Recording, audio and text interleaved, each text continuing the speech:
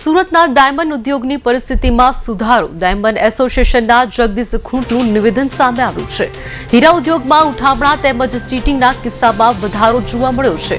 ઉઠામણાની વાત જૂની છે। 2021 થી 2024 સુધીમાં 24 ઉઠામણા સામાન્ય છે। વર્ષે એવરેજ 5 થી 6 કિસ્સાઓ તેજીના સમયમાં પણ બનતા હોય છે।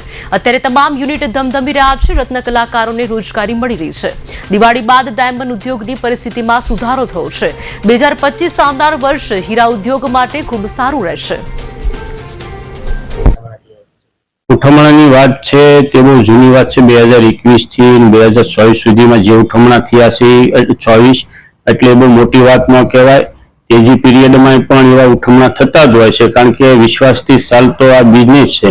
એટલે ક્યારેક લોકો વિશ્વાસઘાત કરીને આવી રીતે લોકોના નાણાં ફસાવતા હોય, પણ મને એવું લાગે છે કે દિવાળી બાદ એટલે 2025 થી વર્ષ એક સ્ટેબલ રહેશે અને અત્યારે જે પોઝિશન ને પરિસ્થિતિ છે તો હાલમાં સ્ટેબલ થઈ રહ્યું છે માર્કેટ અને લોકોને રત્ન કલાકારોને રોજગારી મળી રહી છે।